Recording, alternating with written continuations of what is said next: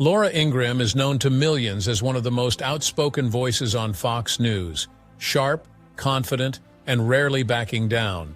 But off-camera, her life has taken turns that many viewers never saw coming.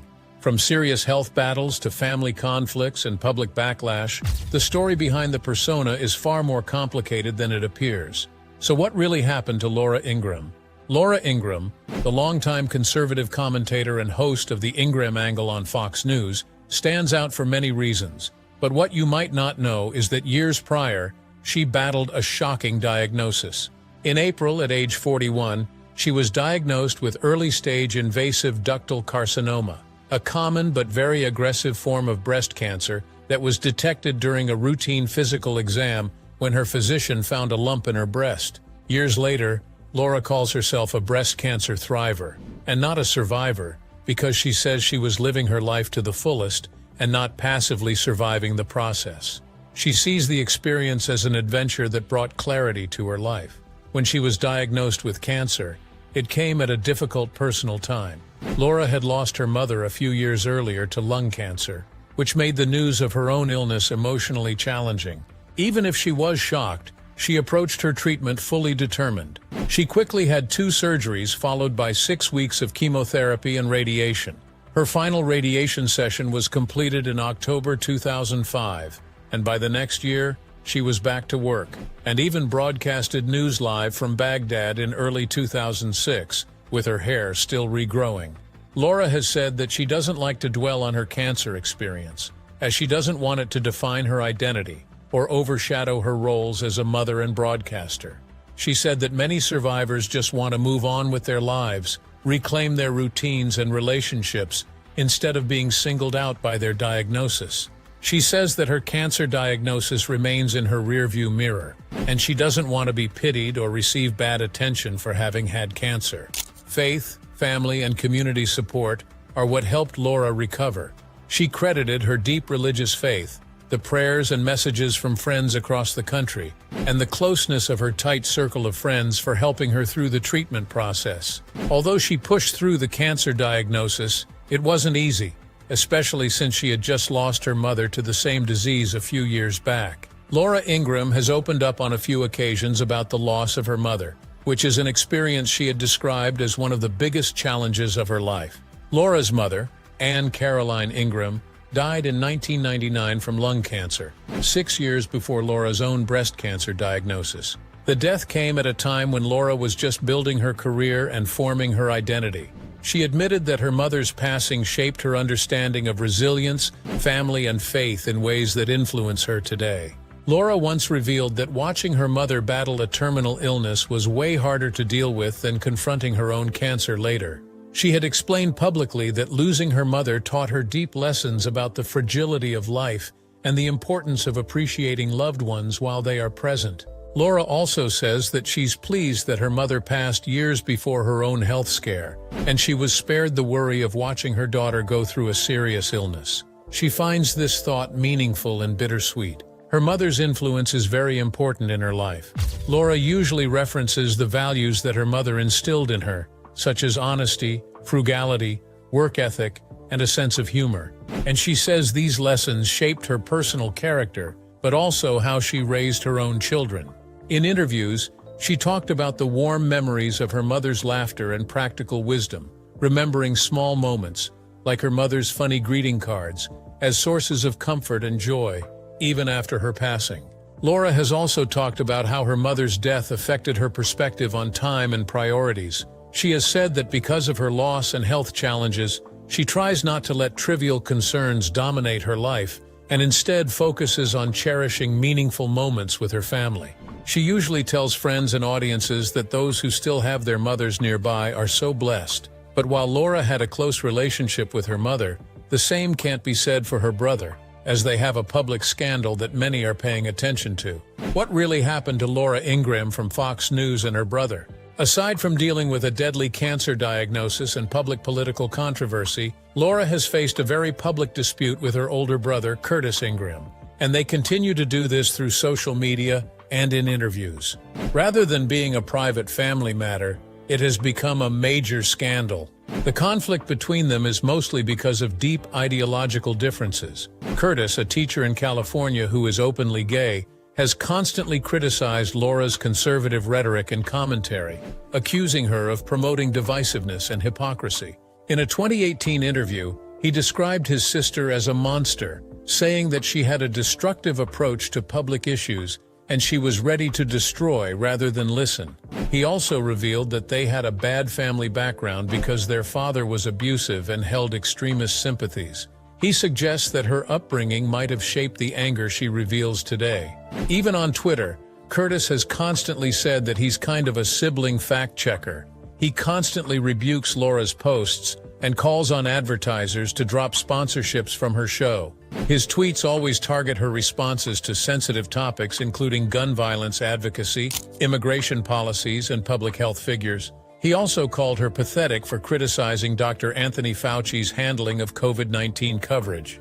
Surprisingly, their relationship was not always so bad. In a 1997 Washington Post essay, Laura Ingraham wrote that she had changed her views on homosexuality after she witnessed the dignity, fidelity, and courage with which her brother Curtis and his partner coped with the latter's AIDS diagnosis. But Curtis later said that as her career progressed in Fox News, she became more conservative and moved away from all those sympathetic views. This made him feel like all her previous statements felt like a sham to him.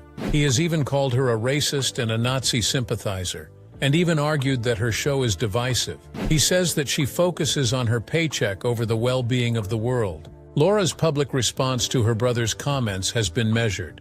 After some of his most forceful remarks, she issued a statement saying that she was sad that her brother would make false and hurtful online postings. Laura has stated that her other siblings were also shocked by Curtis's remarks. But Curtis isn't the only one that is accusing Laura Ingraham. On social media, many have been pushing back against her and accusing her after she made several shocking statements. In 2025, Laura Ingraham, the longtime Fox News host of the Ingraham Angle, sparked a wave of public pushback after a segment in which she criticized younger Americans, especially Gen Z. She said that they weren't focusing on marriage and having children. During the broadcast, Laura highlighted results from a recent NBC News poll, which shows differences in how younger people rank life goals, with her commentary focusing on the low placement of marriage and child-rearing among those priorities.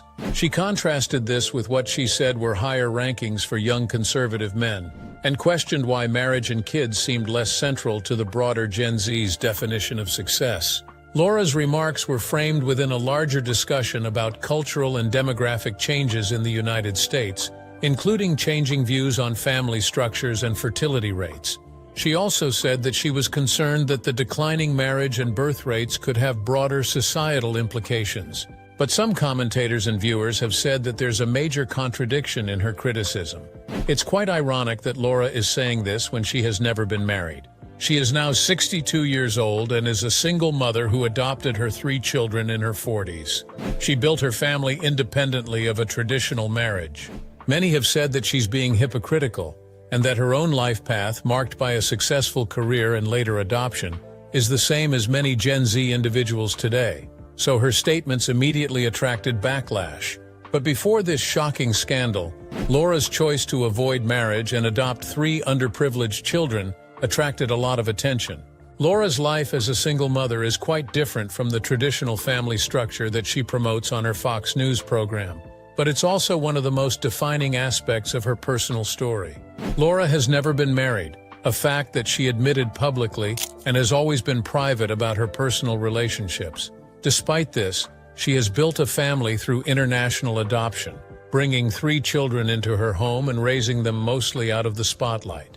In 2008, Laura adopted her first child, a daughter named Maria Caroline, from Guatemala, when Maria was about 3 years old. She later adopted 2 sons from Russia, Michael Dmitry in 2009 and Nikolai Peter in 2011, both when they were around 1 year old.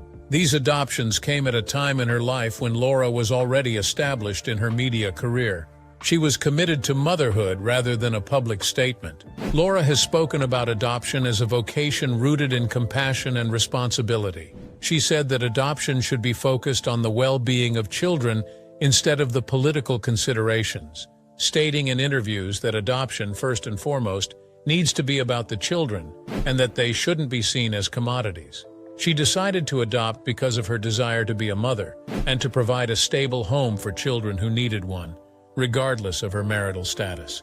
It hasn't been easy for Laura Ingraham to balance the demands of a high-profile career with single parenthood, but she has admitted that raising 3 children is her greatest challenge, but also her deepest joy.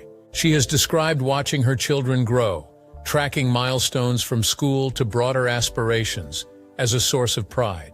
Her daughter Maria is now a young adult, while her sons Michael and Nikolai have been kept largely out of the public eye because of Laura's desire to protect their privacy, even as she occasionally shares about their family life. Laura's journey from single motherhood through adoption has been fulfilling and challenging, shaping her family life and also her perspective on family and adoption. Adopting all her 3 children required navigating complex international systems at a time when some countries, especially Russia, were tightening restrictions on foreign adoptions. So, her last 2 adoptions were especially difficult and emotionally taxing. Laura has said that she entered the adoption process fully aware of its difficulties.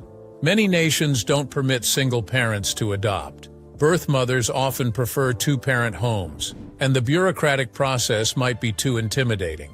She has been honest about the obstacles, saying that the process had too many ups and downs to even remember, and that effective adoption should be centered entirely on the welfare of the children instead of political or ideological agendas. Once she took her children home, Laura also said that it was difficult to balance parenthood with her own demanding media career. She has described single parenthood as the hardest challenge she ever faced, and even with financial stability, she had to be present for family life, homework, and bedtime routines. Laura has also reflected a blend of discipline, presence, and intentional bonding in her parenting style. She often protects her children from the spotlight and makes it a nightly habit for each child to share something positive from their day to keep them emotionally resilient. But she remains strict in the times that matter, stopping her children from having smartphones before high school. She has advocated for flip phones to communicate with children for safety and emergencies, and then provide smartphones later. Laura also focuses on enforcing rules in smartphone use. Although Laura Ingraham has adopted 3 children, she has never been married, but has a bit of a dating history. Laura Ingraham has been conservative for years and has kept much of her personal life private, and has never publicly announced a marriage or long-term partnership in her adult life. One of her earliest known romantic relationships dates back to her college years at Dartmouth College, where she dated fellow conservative commentator Dinesh D'Souza. The two were reportedly serious and even engaged at one point in the early 1980s, bonding over both politics and shared ambitions. But they canceled the engagement before marriage, and the two of them remained friends over the following decades, with Laura later writing a letter in support of D'Souza during his legal troubles in 2014. In the late 1990s, Laura was romantically linked to liberal commentator Keith Olbermann, an unlikely pairing given their sharply divergent views. But their relationship was very brief, and neither of them publicly admitted to it. Around the same time, there were rumors that she was dating the former Democratic Senator Robert Torricelli. The most public chapter of Laura's dating life came in 2005, when she became engaged to James V. Reyes, a businessman she met on a blind date. The couple planned to get married in the spring of that year, but Laura's life took a dramatic turn when she was diagnosed with breast cancer. She focused on treatment and recovery, and the engagement was called off. From then, she decided to focus more on healing rather than having a wedding. After she recovered, Laura didn't pursue marriage again. Instead, she focused on adoption and motherhood, adopting her 3 children from Guatemala and Russia. Raising her 3 children as a single mother became the central focus of her personal life, and she has said that her family and career give her fulfillment without the need for marriage. She also has a demanding schedule as a media personality, with nightly television duties, radio, writing, and public engagements. This has left little room for long-term romantic relationships and made her more independent. Meanwhile, Laura has not only faced some scandals in her personal life, but also in her career, especially with her support of the Great Replacement theory that has been widely criticized. Laura Ingraham's commentary on demographic change in the United States has attracted widespread scrutiny, especially since it echoes elements of what critics say is the Great Replacement theory, a far-right conspiracy rooted in white nationalist thought. The Great Replacement theory is a debunked and controversial idea that says that white populations in Western nations are being deliberately replaced by non-white immigrants through immigration policies, demographic trends, and elite agendas. On her Fox News program, Laura has warned that massive demographic changes are being imposed on Americans without their consent, and says that these are because of immigration and political strategy. She once said that many parts of the country don't feel like the America we know and love, saying that these transformations are due to legal and illegal immigration, and suggests that they were neither chosen nor liked by the public. Critics say that this is more like white nationalist thinking. Many commentators and watchdog groups have criticized her for her language and framing, and these aren't just neutral demographic observations, but rather political rhetoric, similar to the Great Replacement narrative. She often says that immigration is like an invasion, and that political opponents are replacing existing voters with newly naturalized citizens or immigrants. These have attracted a lot of negative attention. At the same time, Laura has faced some advertiser boycotts because of her statements. In 2018, Laura Ingraham faced one of the biggest advertiser boycotts of her career after mocking Parkland shooting survivor and gun control activist David Hogg on Twitter. Ingraham tweeted about Hogg's college rejection letters, writing that he whines about being turned down by several schools, a comment that many critics saw as targeting a teenager still grieving classmates killed in the massacre. Hogg responded by urging his followers to contact companies that advertised on the Ingraham angle and ask them to pull their support.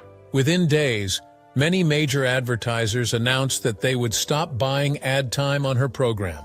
In response to the pressure and the loss of sponsors, Laura issued a public apology, although Hogg said she only did so because she lost advertisers and not because she was genuinely remorseful. About 27 sponsors cut ties with the show, and the advertising rates dropped significantly during the boycott's height. The controversy came up again in 2019, when Laura stirred fresh criticism and another wave of advertisers left. It was a graphic of controversial figures shown on her show, which showed prominent voices censored on social media, which included Paul Nehlen, a known white supremacist and anti-Semitic figure. There was backlash from the viewers and watchdogs who said that it appeared to defend or legalize an extremist individual, and one advertiser pulled its support from her show. Fox News defended the segment, and Ingraham, arguing the graphic was meant to highlight concerns about censorship, not celebrate extremist views. But Laura found herself facing another problem when she made a statement about a famous athlete that incited fans and viewers against her. In February 2018, Laura Ingraham sparked intense criticism when she told NBA superstar LeBron James to shut up and dribble after he and teammate Kevin Durant spoke publicly about U.S. politics and expressed criticism of then-President Donald Trump. On her Fox News program, The Ingraham Angle, she argued that professional athletes who earn millions for playing sports should keep the political commentary to yourselves and stick to basketball, saying in part, "Must they run their mouths like that? Shut up and dribble." Many interpreted the remarks as dismissive of athletes' voices in public discourse, especially given James and Durant's prominence as black athletes commenting on issues affecting racial and social justice. The backlash was quick and widespread. LeBron James responded publicly saying that he won't limit his voice to athletics. He stated, "I will not just shut up and dribble. I mean too much to society. I mean too much to the youth." The situation eventually blew up on social media with the hashtag #WeWillNotShutUpAndDribble, and used the moment to emphasize that athletes can also engage in political issues. Many critics, including other NBA players, said that Laura's statement was racially insensitive, and it was a form of dog whistle commentary suggesting that black athletes should stay in their lane instead of speaking on national affairs. Now, you know what really happened with Laura Ingraham, the famous commentator from Fox News? From being diagnosed with cancer to adopting children, Which part of Laura's life shocked you the most? Let us know your thoughts in the comments. So, thanks for watching this video, and we will see you in the next one.